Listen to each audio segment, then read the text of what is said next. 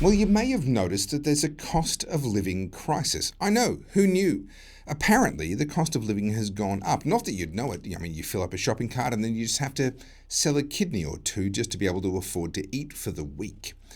But we're being told that that's kind of expected, it's kind of normal. Oh no, it's just you whinging. We're being told all sorts of different things by all sorts of different people. And we're also being offered very different solutions by different people. In fact, the Albanese government, before they were elected, promised us that they were going to give us handouts to help us afford the cost of energy, the cost of electricity. If my memory serves me correctly, and it may not, but if my memory serves me correctly, I think it was $230 to help us afford electricity. Well, on my current electricity rate, that will pay for about 3 weeks, and that's it. Something is very, very wrong. And here at the Aussie Wire, we're trying to figure out why and what's gone wrong that has caused our cost of living to go this crazy. And more importantly, how do we fix it? One of the interesting things in this topic is that tax cuts have been proposed for some time. We're due to have stage 3 tax cuts, and in fact, stage 4 tax cuts. There's 2 more tax cuts already slated to happen. But how could you possibly justify cutting taxes at a time like this? Well, to try and answer that question, I've brought on an economist. Now, please don't tune out. No, hang on, whoa, just before you reach for the button. An economist is not inherently boring, although I will admit the one I've got on is maybe not top shelf, but he's not too bad either. And it's John Humphreys from the Australian Taxpayers Alliance. John, you're a friend of the show. Thank you for coming back on.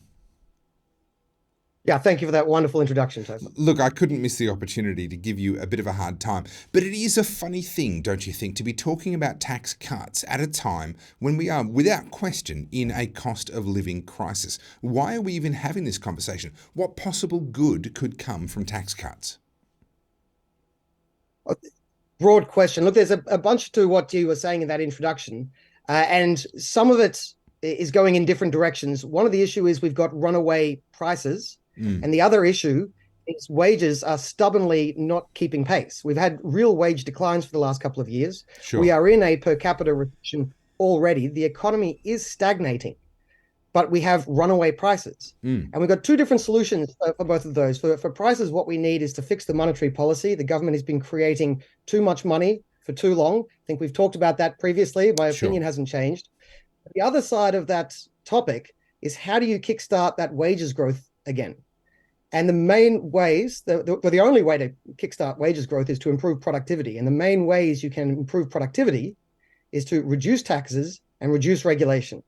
And the issue that we've currently got on the table is the need for tax cuts. The currently stage 3 tax cuts are scheduled to come in next year. There are no stage 4 tax cuts yet scheduled, although I am in the process of strongly campaigning and arguing that we need to take a step forward. Sure. Because we've got, as I'm sure you've seen, we've had some calls from the mainstream media and the green left element of politics saying that stage 3 tax cuts are already too much tax cuts. Yeah. And my argument is actually stage 3 was a great step in the right direction. And kudos, I think it was the best piece of reform in 20 years, but it's only the first step.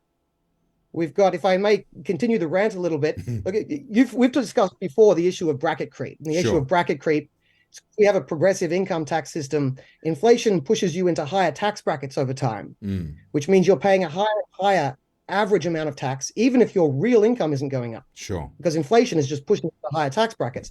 And that is a bonanza for the government. The government's revenue has been going up by a secret tax increase of about $10 billion every year. Billion. That's $10,000 million every year of a secret tax increase. Now, here's a little insight. Stage 3 tax cuts, they're going to actually reduce revenue by about $10 billion. Yeah, right. But that's for 1 year. So stage 3 compensates us for 1 year of bracket creep. Right. We need to be compensated for all the other years of bracket creep. We need to go further. It's a good start. It's not enough. And that's why I'm saying we need to start talking about stage 4 and not wind back stage 3. Okay, let me stop you there, though, because I've been listening to Q&A and they have told me in no uncertain terms that if we actually go through with stage 3 tax cuts, then that's going to stop us from giving government handouts to help people deal with the cost of living. How do we, I mean, people are looking to the government right now to solve this cost of living crisis. Surely the government needs the tax revenue to give the handouts. Yeah, well, it's very, very well argued. Look, the cost of living crisis is a monetary phenomenon. It is caused by the fact that we have inflation, and you cannot fix it unless you get inflation under control. And we absolutely need to get inflation under control. And that means the government needs to stop creating so much additional money, which is primarily done through the Reserve Bank. Look, that is an important reform point, but you're not going to fix the cost of living crisis by handing out a few more trinkets from year to year. Right, it's not going to particularly make it worse or better. It's just going to be doing fiddling while Rome burns. Right, you need to fix inflation with monetary policy. In the meantime, you need to kickstart the actual economy, and that's where you need the reform, the deregulation. And here, what we're talking about is the tax cuts, meaningful tax cuts that actually improve incentives. I just before gave a compliment to the Liberal government for stage 3 tax cuts. I want to now couch it because you know how uncomfortable I am giving too many compliments. Stage 3, as you can see, it implies there was already a stage 1 and a stage 2. Sure. And stage 1 and stage 2 meant some people got to keep more of their own money. And that's great. I'm all for that. But it didn't really reform the economic system. It didn't improve incentives. Right. Stage 3 is the only part of their tax reform agenda that improves incentives and would actually kickstart the economy. Can I give you one more stat? I know a lot of numbers throwing around here. Sure. I said before that stage 3 is going to mean that the government has $10 billion less revenue, compensate us for 1 year of bracket creep. Mm-hmm. It will also inject $30 billion into the private economy. So that's the benefit cost analysis we've got here. The government pretends that it's just redistribution. They pretend that the benefit on one side is just equal to the cost on the other, and you're just arguing about who gets it. But this tax cut, it kickstarts the economy so that the government loses 10 billion, but the private sector gets 30 billion. And that's a deal worth making. You're gonna have to slow down a little bit. Your university education and years as an economist are showing. When you talk about incentives, how could government tax policy change incentives, and why does that matter? What is this incentive business that you're talking about? I love that you asked, because your perhaps genuine curiosity asks a question that the government's own numbers pretends they don't know. Look, incentives, if the price of something goes up, you're less likely to buy it. We all understand incentives everywhere else in our life, but it's true everywhere, right? So if the benefit from hiring a tax accountant to hide your income so that you pay less tax is high enough, you will hire that tax accountant. Sure. I'll pay $20,000 if I can save $100,000 tax. Yep.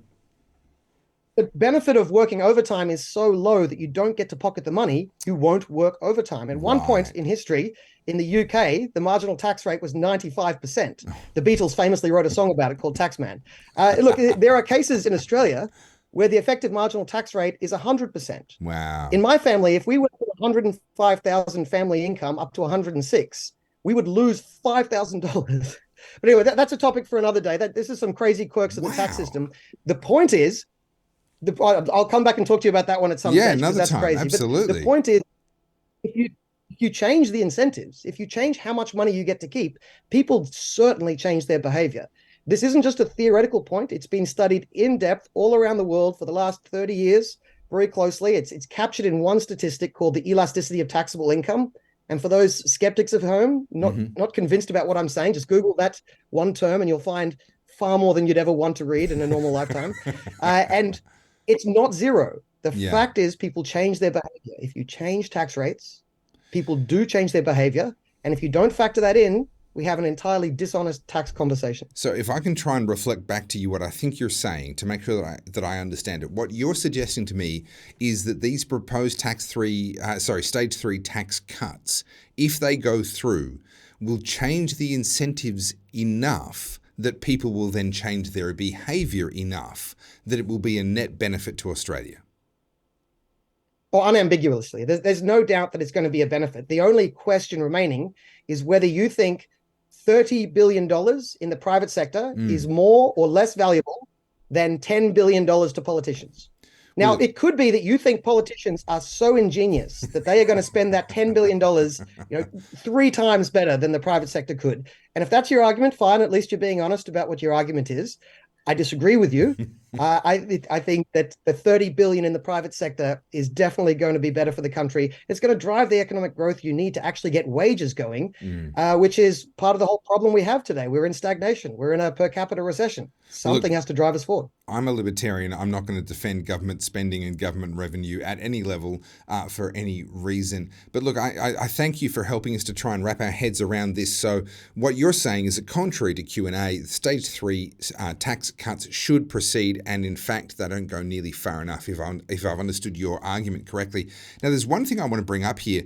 There's a graph here that's shows, I guess, a divergence between what the government is spending and what the economic growth is. Now, this, you mentioned to me before we started recording, this is very important to you. What is this telling us? Yeah, well, I might not have explained it right. There's no spending on this graph. This graph shows the bottom line there. The orange line shows what revenue should have done if the government wasn't growing. So revenue should grow naturally over time anyway because the population's increasing. Okay. Right. So that's an understandable reason for revenue growth. And there is inflation. Right. Okay. So if you factor in inflation and population growth, you would expect to see revenue trending up. Mm-hmm. And that's what that orange line shows. It shows revenue trending up if the government wasn't changing in size. What the blue line shows is reality. And as you can see, revenue has gone up significantly more than it would have in a status quo scenario. Those lines are diverging significantly. They're diverging partly because of bracket creep. Part of that is explained by that 10 billion every year adding up and getting bigger and bigger over time. Sure. Can I just tell you that the difference between those two lines after this is since the year 2000, that graph. So since the year 2000, the difference is 1.5 trillion. We were talking before about billion, so we've just jumped up an illion.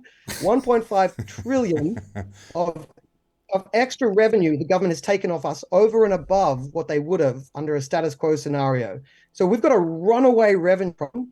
The problem is not how can the government spend more. They're already spending more than they're taxing, and they're already taxing more than can be justified.